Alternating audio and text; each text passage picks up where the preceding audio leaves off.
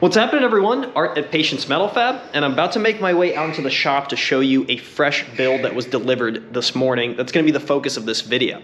Now, sometimes a build warrants an entire series of videos, and usually in episode 2 or 3, we get into the roll cage portion, and that's some of our most popular content. In this case, we're going to do one video, but we're going to focus on the roll cage development for this car. It's a 4th generation Camaro. It's a really hate it or love it body style. Some people refer to this as the Catfish Camaro generation, and I'll show you what it looks like when we get out there. The really cool thing about this particular car is it's a streetable drag car. From what I hear, it's got close to 1,200 horsepower. It's also one of the cleanest Camaros of that generation that we've ever seen, whether it's at the shop or at events. It's just a really well taken care of example. So right now, DJ's wrapping it in protective film. We're gonna be stripping out the interior, and then we're gonna start grinding and cutting away on this super clean chassis. So I'm curious to take a look at it, head out into the shop and see how far he's gotten.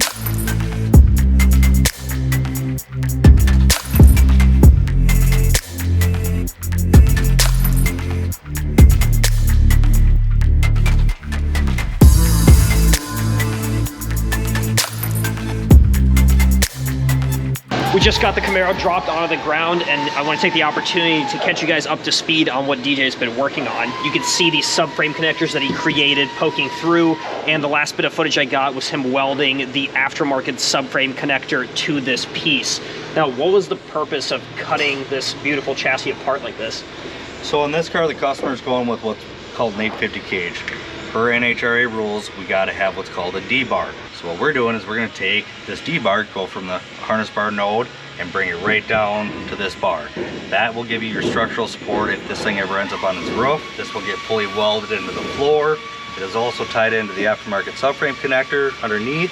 I'm gonna leave DJ to it. He's gotta clean out the inside of this car, then get the laser level in there, and him and Gary are gonna measure everything out for the main hoop. Then they're gonna get it over to the Dragon, cut everything out, bend it, tack it in, and start building the cage off of that.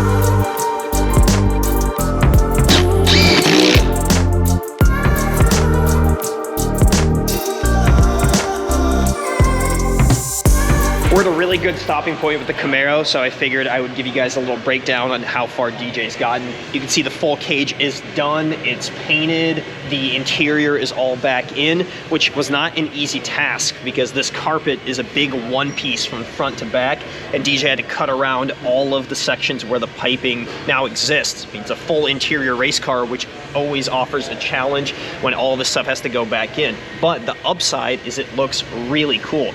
The cage painted black and the interior black.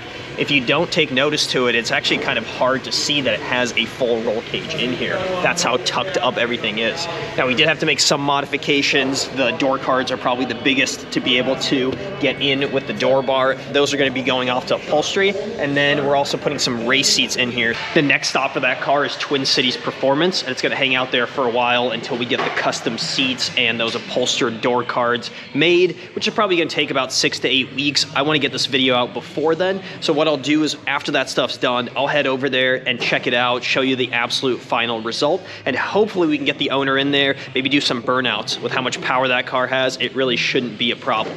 So you guys have that to look forward to. If you enjoyed this episode, please subscribe to our page, like this video, and we'll see you in the next one.